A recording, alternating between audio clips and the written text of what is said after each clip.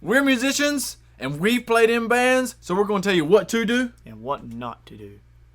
Wow. To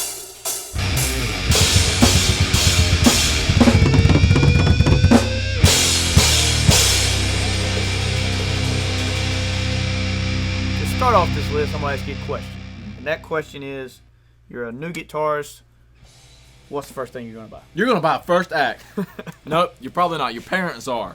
But the important thing to know about that is that probably will be your first guitar, and you will learn a little bit on it, and it'll be a real big pain because they're terrible guitars. But the second guitar you own is your true first guitar. So what I always recommend is kind of stay away from that sub 100, even a little bit higher than a 200, because guitars exponentially get better between that $250 to $500 price range. And we've discussed that in a previous video. Go check it out. It's best instruments for beginners. Yep. But that's what I would recommend. Instead of trying to gradually step up, just save up a little bit of money, spend the extra money, get a better guitar. You'll like it more. Yeah, it ain't bad though. If you are just starting out and you do get a first act, just to see if you like it. Yeah, so, absolutely. Some people may suck at it like me. So, what's next up on our list of do's and don'ts? Well, I'd probably say don't buy your favorite artist's instrument, whether it be guitars, drums, sticks, whatever. Snares, whatever. Just stay away from it right to start with, because you don't know enough at that point to know what you need and what you don't need. For guitarists, it's a little bit less than maybe for y'all. Yeah. But I mean, a guitar is a guitar. A lot of them do a lot of different things, but guitars are at the baseline of guitar. But like for sticks, yeah, that's where, like, I remember the head sticks were real popular, and they would destroy your cymbals because they got like a piece of metal through the middle of them, and it'd just eat them up, man. And I personally went out and bought the Vinnie Paul sticks. You remember? I remember. And they're just heavy. They're long. Some people may like them. They're too heavy for me.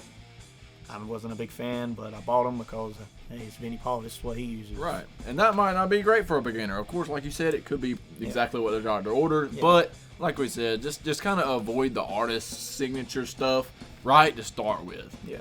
Tyler, what we got up next? Next up, be sure you go to the store and try the gear out. Don't just order it offline. Granted, we both order most of our gear offline, but we've been doing this for 15 years. We know what we like. We know what we use. And even if I was to go buy a new guitar right now, I probably wouldn't do it online because, I mean, each guitar has a different feel. Well, I mean, they're all set up different, and some woods have different resonance and stuff like that. I mean, go to the drums, store. Man. Like, we talked about it before, my kit versus the Mars kit. Right. The Mars kit's got a better sound because it's made of better wood. Right. If you go to the store, just try it out, especially if you're new. Try it out because you don't know what you're really going to like. I mean, something could look really freaking cool on the internet and be a piece of junk. So definitely go to the store and try stuff out. There's people at the store, they're there to help you. I mean, tell them you're new. Next up, be sure you're playing with a metronome. This goes for all the drummers out there, maybe even the guitarists. I don't know, I don't play guitar, so drummers, play with your metronome. I didn't do it for years, and it affected me. Like, when I started playing with a metronome, it was hard. Like, I struggled with it, still struggle with it sometimes. From day one, start off with a metronome. Practice with a metronome, definitely. And make sure you play with your friends as well, like fellow bandmates. Yeah, there you go. Me and him, we live close together. We both played instruments. We practiced every day, and I mean that really solidified how we knew how to put together a piece of music. It helps you out when you're grooving. You know where the person's gonna go next. Right, and it may not mesh like that with everybody, but just practice with your bandmates. You really be able to solidify your songwriting prowess. It'll definitely benefit you in the long run. Exactly. Tyler, next up. Kind of like the metronome, practice your rudiments, and for guitars, practice your scales. Yeah. Rudiments, man, they suck. Nobody likes them. They're just boring, but practice them. Yeah, definitely practice them. As a guitarist, unplug your electric guitar at night. Practice your scales while you're watching a movie. Don't nobody want to practice scales, but they make you better. So just do it. People didn't become guitar legends by not playing their scales.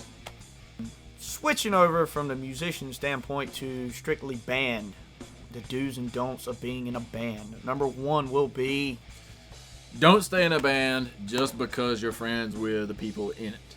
Like, you might be best friends with all these cats that are all 5 of them. You love them.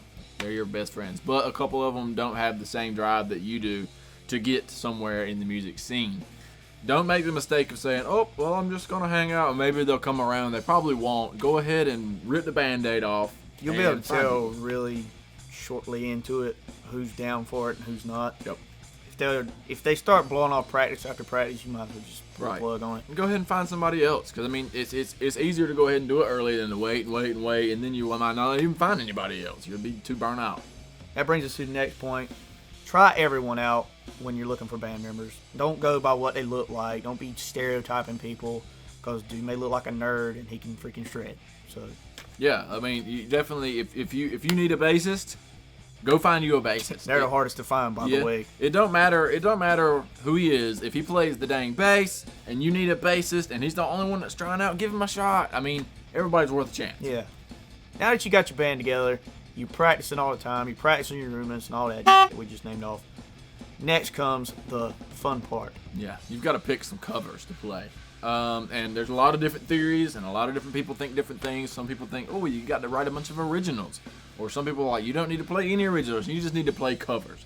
Well, it needs to be a good mix, Yeah, honestly. you need to have a good mix of both. Like, I don't know a good number. If you just say if you're playing 20 songs at a show, 15 covers, 15 originals. I feel like that's a good mix.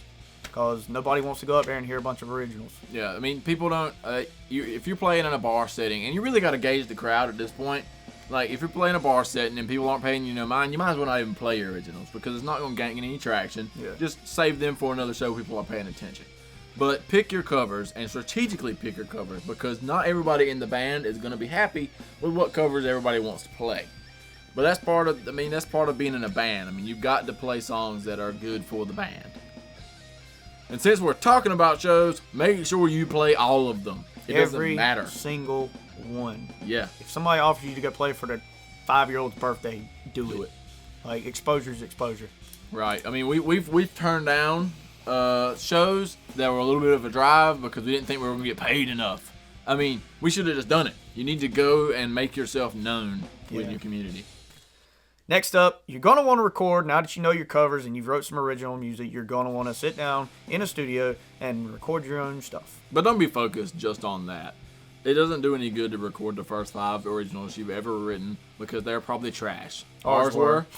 So, it's probably how it is. So just don't focus on recording. Yeah, focus on practicing and playing shows. Exactly. Get your name out there first because ain't nobody going to buy your CD. No. And you don't want to hand them out. And it's just not practice. Mainly practice. Get your sound the way you want it. Get the songs good where you're not messing up on that one part every time and just hammer them out. Hammer them out. And Tyler, what's that bring us to? That brings us to a biggie. Compromise. Do and don't. Right. How to gauge it. You have to have a little bit of leeway when you're in a band just because you've got 5 different members.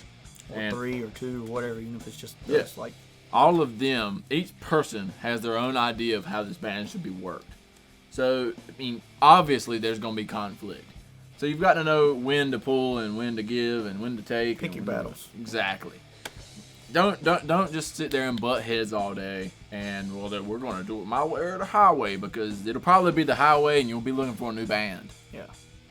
And then same thing's going to happen again because nobody wants to play with an egotistical maniac. Right. But you definitely have to compromise on everything that we've already mentioned. You got to compromise on songs, shows, everything. But the main thing when you're going through these compromises and these arguments or discussions, don't get mad. Right. Because if you get mad, people stop listening. Yeah. Nobody. When people start yelling, nobody cares anymore. You completely toned yourself out. Now you just made a yelling match. Yeah. But honestly, if it starts getting heated, kind of just, take it aside, be like, look, man, I don't think we need to have this discussion right now. Maybe leave, or maybe go about doing something different. Call it a day. Whatever you gotta do, just don't get to that point where you're red in the face, ready to fight somebody. Right, because then you don't have a band again. And the goal of this is to be in a band. Yeah. Make some money, make some music, have fun. Probably the last 2 are the main 2. Make some music and have fun. Make some music. You're not going to make a lot of money. No, probably not. But at the end of the day, what you really need to be doing is practicing. Yeah.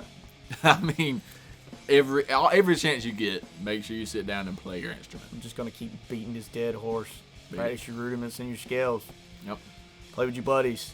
But most of all, subscribe, share, like us on Instagram and Facebook. Yeah. Drop a comment and make sure you enjoy music because that's what it's all about.